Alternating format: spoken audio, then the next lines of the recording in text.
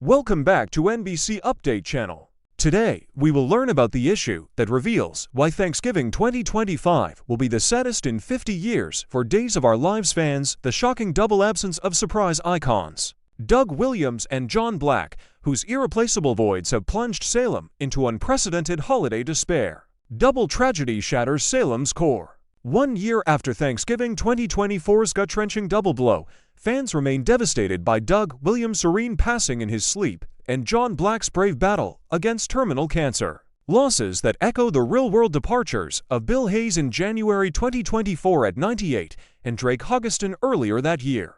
Doug, the Horton patriarch and soulmate to Julie Susan Seaforth Hayes, left amid family Thanksgivings turned morbid, while John's quiet fate during an ISA mission stripped the Bradders of their stoic anchor, forcing Marlene to face holidays alone. This one-two punch, amplified by Hayes and Hoggeston's decades-long portrayals, has fans whispering of a cursed feast, with inventive subplots like John's final coded message hinting at unfinished DiMera vendettas. Yet, amid the rubble, Doug's death-birthed grandson Doug III Peyton Meyer, a charismatic nephew stepping in as Julie's pillar, blending fresh blood with timeless legacy. Doug's enduring legacy and fleeting hope. Doug's exit rocked Salem's foundations as the bar-singing legend father to Hope Christian Alfonso, Julie's eternal flame. And glue amid Horton Brady DiMera wars bowed out in a scene blending raw sobs with nostalgic flashbacks to 1970s romps. Julie's haunting farewell, clutching his hand while murmuring our song forever, crushed viewers, but light pierced when Doug III emerged at the graveside. His uncanny resemblance sparking tales of secret lineage from Doug's wild youth. This newcomer vowed to revive Horton traditions, hosting impromptu sing-alongs at the family cabin. Yet his saga imploded. After igniting a blistering love triangle with Holly Jonas, Ashley Puzemis, stolen kisses under mistletoe, and rival Tate Black Leo Howard, he confessed swiping Julie's heirloom necklace, fleeing Salem by summer amid chases and betrayals. Fans cherish Doug III's spark, theorizing his return could heal via a hidden twin reveal or treasure hunt redemption. John Black's pivotal role in holiday heartache. John Black, Salem's enigmatic ex-spy and Marlena's rock, defined Thanksgivings with pub toasts, covert family rescues, and piano ballads that masked his Roman-era mysteries, making every Brady gathering electric. His cancer arc unfolded stealthily during an ISA op, with final episodes showing Marlene vowing eternal love as he slipped away, leaving unfinished threads like a planted ISA file exposing Stefano's last plot. Holidays without John's commanding presence, no more carving turkey with wry quips or shielding kin from crises feel hollow, as evidenced by recent promos of fractured Brady feasts. Fans miss his dynamic with Doug most, imagined crossover scenes of duet performances at the pub, now lost forever, cementing this duo's absence as the bleakest soap void in decades. Doug III offers slim solace, but can't replace John's gravitas. Fan frenzy demands Doug III's return. Peyton Meyer's November 24th birthday ignited social storms, with Days loyalists begging for Doug II's revival to fill the chasm left by Doug and John. Ditch Tate Doug III and Holly sizzled way hotter. Vince one, echoed by wasted genius. Keep him for DiMera takedowns and Julie's joy. Another ruse, he deserved epic arcs, not exile. The Tom Horton Free Clinic Gala reignited pangs. Julie prods Mike Horton Rourke Critchlow on sightings, learning Doug III pinged Aunt Robin Daria Ruggles, only for Steven Schnetzer to tease he'll call when ready. Julie's hopeful sigh fueling dreams of a Turkey Day ambush. Speculation swirls, will he storm back, necklace gleaming, to honor both grandpappies? Emptiest feast in generations. Salem's 2025 Thanksgiving pulses with forced merriment price family spreads, hospital vigils, but Horton and Brady tables echo with ghosts, no Doug's anthems, John's wisdom, just Doug II's untapped promise. This tandem tragedy outdarkens past horrors like poison pies or feuding feasts, branding it the sorriest in 50 years. Picture the fix, Doug III's prodigal entrance, channeling both legends in a medley finale, unveiling John's ISA legacy. Until scripts deliver, fans dine on sorrow. Crave Doug II's comeback. Sound off below with NBC News. Part 2, a Friendsgiving in Salem, but trouble arrives long before the turkey is served. In Salem, even the simplest gathering can turn into a swirl of emotions, misunderstandings, and uninvited drama. So when the younger crowd decides to hold their very own Friendsgiving celebration, you would think it might be a refreshing break from all the chaos swirling around the adults. But this is Days of Our Lives, after Allen peace rarely lasts more than a commercial break. As Thanksgiving unfolds across town, friendships are tested, secrets simmer beneath the surface, and even a casual holiday party becomes a crossroads of guilt, confusion, and the need for forgiveness. Let's take a closer look at the tangled web that begins forming the moment Ari walks through Tate's front door. Ari arrives, and he's barely holding things together. The party hasn't even begun when Ari arrives at Tate's house looking exhausted, distracted, and deeply troubled. This is supposed to be his first Friendsgiving, a simple holiday meal with the people he cares about, but his mind is clearly somewhere else. He confides that he's only one step away from being expelled from school, his grades slipping, and teachers becoming concerned. But he begs Tate not to mention any of this to Holly. She already has enough to worry about, he says, and he doesn't want to add to the guilt she carries. Still, no one can deny that Ari has been spiraling for weeks. His fixation on uncovering the truth about Aaron's lost baby has completely consumed him.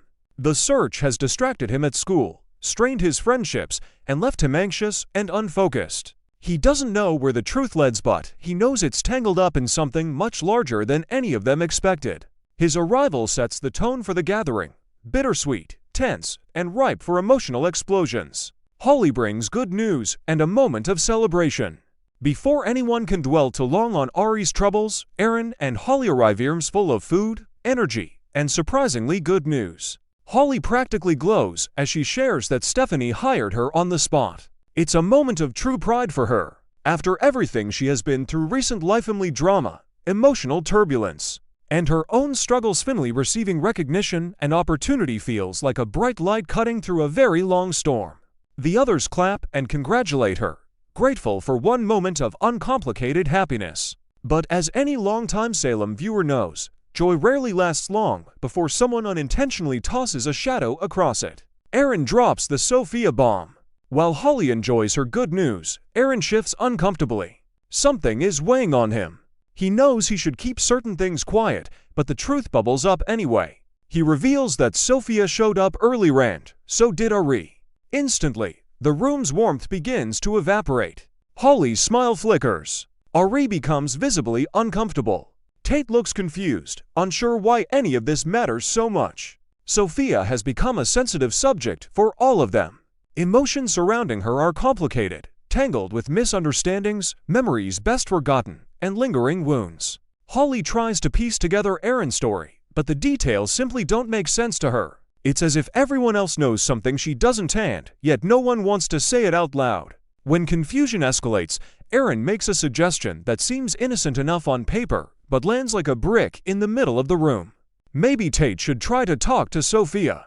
The reaction is immediate and explosive. Rejection, apologies, and a strange, fragile peace. Everyone objects at once. The tension spikes so quickly that even Tate seems startled. Holly tries to hide her feelings, but can't mask her discomfort entirely. Ari feels the sting of being dragged into something he was trying to avoid. And Aaron, perhaps realizing he spoke too quickly, is left awkwardly defending himself. Ari, bristling with frustration, pulls Aaron into the kitchen for a private confrontation. Their voices are hushed but intense. They're friends, yet they are clearly standing on opposite sides of something much bigger than a holiday misunderstanding. While they argue, Tate tries to mend the emotional damage. He approaches Holly gently, offering an apology not because he did anything wrong, but because he senses the room collapsing around them and feels responsible for restoring calm. To her credit, Holly accepts the apology gracefully. She assures him she isn't upset, and, in a moment that surprises even herself, she gives Ari permission to go visit Sophia. It's fine, she says. Totally fine. But anyone watching inside the house or on a television screen knows that Holly's tone carries more layers than she realizes. She may feel calm now, but this is Salem. Unresolved feelings have a way of returning when least expected. Still, for the sake of Friendsgiving, everyone pretends the conflict is settled. The holiday spirit demands peace, even if it is strained and fragile. Planning the party while Salem suffers. Once the tension cools, the group tries to return to the original purpose of the gathering, planning their Friendsgiving celebration. The two who had been arguing, Gary and Aaron Ray, joined the group with forced smiles. Holly is back to focusing on party details. Tate tries to lighten the mood, though his eyes drift again and again toward the hospital updates coming through on his phone. Because while these young adults attempt to build new traditions, the older generation in Salem is facing terrible uncertainty. Marlene is in surgery, a frightening ordeal that has the entire Black Brady family on edge. Belle and Brady are overwhelmed with grief and fear, shaken by Rachel's sudden collapse and her shocking confession that came just before she lost consciousness. Thanksgiving is unfolding across Salem, but not everyone is seated at a table with laughter and pumpkin pie. Some are praying beside hospital beds. Some are waiting for doctors with trembling hands. And some are repeating the same whispered question: will she be okay? Those heavy fears linger in the background of the Friendsgiving gathering, a quiet reminder that no matter how hard the younger group tries to enjoy their meal, life in Salem remains unpredictable. Tate makes a strange choice. Trying to lift the spirits and keep the planning on track, Tate decides to suggest something creative for the Friendsgiving entertainment. He proposes a dramatic play titled Pitch Black. The choice is so strange, so random, so completely disconnected from Thanksgiving that everyone bursts into confused laughter. No one understands why Tate picked it. No one even knows what the play is about. But maybe that's the point. Maybe Tate is trying, in his own stumbling way, to distract the group from the stress crushing the adults and the growing emotional cracks among the teens themselves. It's awkward, yes. Confusing, definitely. But somehow, in the middle of their tangled friendships and secret pain, the absurdity brings a tiny moment of levity. Will Sophia ruin Friendsgiving?